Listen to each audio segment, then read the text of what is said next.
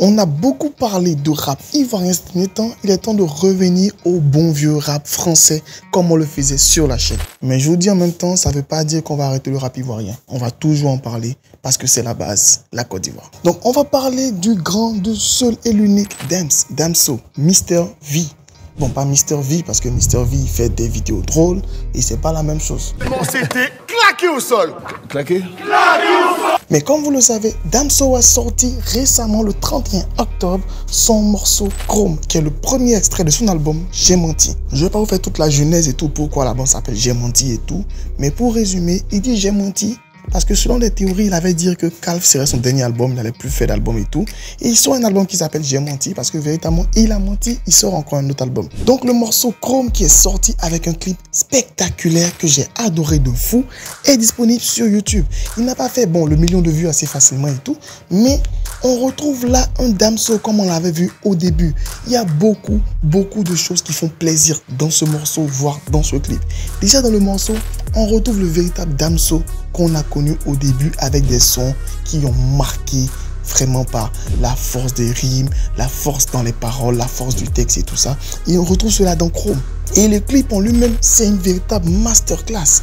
Que ce soit l'aura de la fille qui est dans le clip et tout, ou la fusillade où les gens, au lieu d'avoir du sang, c'est des couleurs et tout. Et la meuf qui termine avec une tête squelettique chromée. Bref, masterclass et aura de fou dans le clip, dans la chanson. Avant de continuer, je tiens à vous dire que déjà, ça fait plaisir que vous regardez les vidéos, mais abonnez-vous. Abonnez-vous, mettez le like pour enfin soutenir la chaîne. Parce que si vous n'êtes pas abonné, je ne peux pas savoir que vous aimez ce genre de vidéos et je dois en faire encore plus. Donc abonnez-vous, ça fait plaisir et c'est vraiment très important. On continue la vidéo. Donc là, ce clip a signé le grand retour de Damso sur la scène musicale parce qu'il ne communique pas assez. Il est très discret dans la communication. Il fait des petites pauses, des petites publications de temps en temps où limite il monte ses notes et tout. Tout le monde s'est donné à ce genre de jeu. Même Soprano l'a fait également ces derniers temps. Nekfeu le faisait pour communiquer, Orelsan pour communiquer. Bref les gars, ils veulent plus vraiment communiquer comme on le faisait de manière classique avec un gros tapage médiatique. Du genre, ils n'aiment pas ça. Bon, ça c'est quand tu es super connu, tu peux te mettre de choses, pas quand tu es novice. Mais le petit problème avec ce son-là, c'est que bien sûr, il y a une personne qui a parlé. Devinez qui? Bédézo, Booba. Booba qui a dit que le morceau Chrome est un plagiat de Damso d'une artiste très connue. Parce que oui, Cardi B. Parce que dans l'extrait de Chrome que je vous mets très rapidement, pour ceux qui n'ont pas vu l'extrait, c'est que YouTube a supprimé, mais je vous mets l'extrait de Chrome. Et voici l'extrait de presse de Cardi B. Bon, on peut dire ce qu'on veut de Booba. C'est vrai, il aime clasher tout le monde, il est joueur, il est taquin, il est truc et autres. Mais soyons honnêtes, même quand moi-même j'ai entendu pour la première fois, je me suis dit ça me rappelle un truc, mais j'arrivais pas à savoir quoi principalement. Mais là, Booba, il a mis le doigt direct là-dessus. Donc, selon vous, pensez quoi? Plagiat, pas plagiat, inspiration ou pas inspiration de l'artiste et tout? Bref, dites en commentaire ce que vous en pensez. Mais là, Booba, il a été clair, il était direct. Damso n'a plus d'inspiration, il a plagié Cardi B. Donc dites-moi en commentaire ce que vous avez pensé de cette réaction de Booba. Est-ce que vraiment il y a eu plagiat? Et qu'est-ce que vous avez pensé du son Chrome? Parce que moi j'ai adoré de fou. Et si vous voulez une vidéo vraiment détaillée pour que je fasse un décryptage du clip Chrome, dites-le moi en commentaire. Je vais analyser tout ça en profondeur. Et des vidéos aussi concernant Damso, l'album en cours de préparation. Mettez tout ça en commentaire et n'oubliez pas de vous abonner pour encore plus de vidéos. Mais il faut aussi savoir que ce soit le morceau Chrome ou l'album J'ai menti, ce sont juste des choses qui sont là pour faire attendre le véritable album qui sortira en 2025, Beya. Et Beya, pour ceux qui ne savent pas, pour dire clair et simple, c'est tout simplement une personne attentive qui attend du dynamisme dans son quotidien. C'est une personne curieuse qui en cherche de... Bref, c'est une personne qui est vraiment en train de fouiller, farfouiller. Et sur la pochette de l'album, on retrouve les mêmes alphabets qu'on a retrouvés sur Calf ou bien tout simplement sur Ipséité. Bref. Revenons à ce pourquoi nous parlons maintenant, l'album J'ai menti. Damso, pour cet album-là, il a fait un truc vraiment exceptionnel.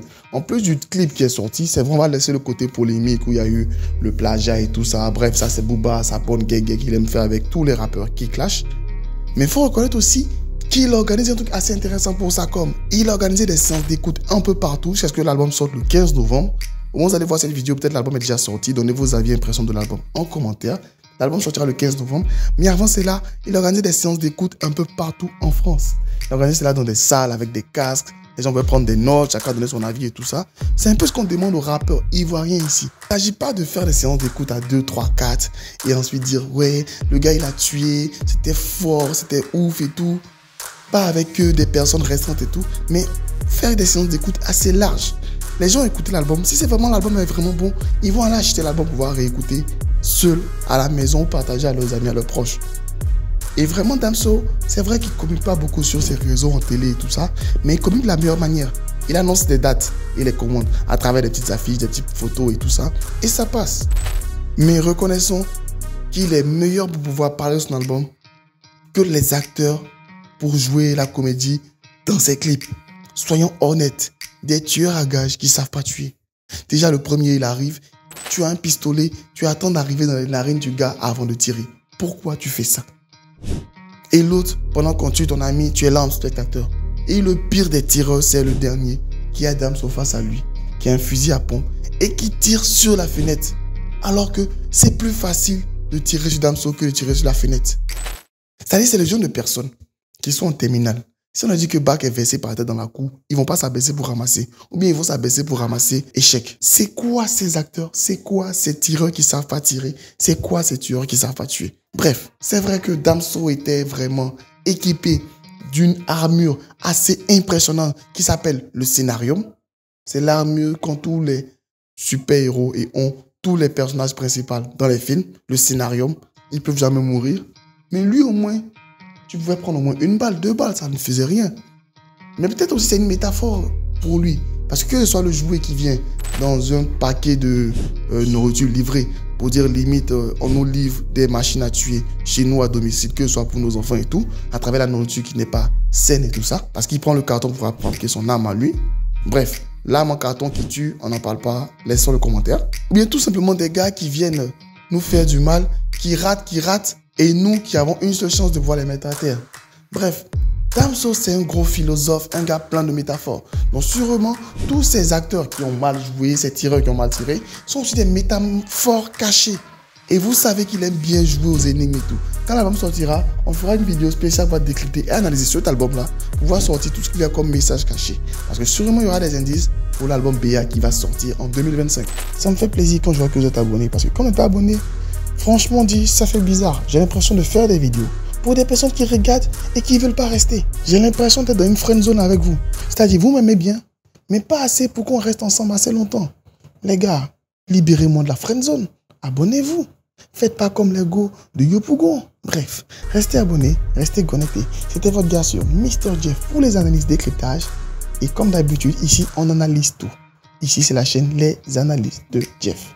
Sur ce, bye, Jeff.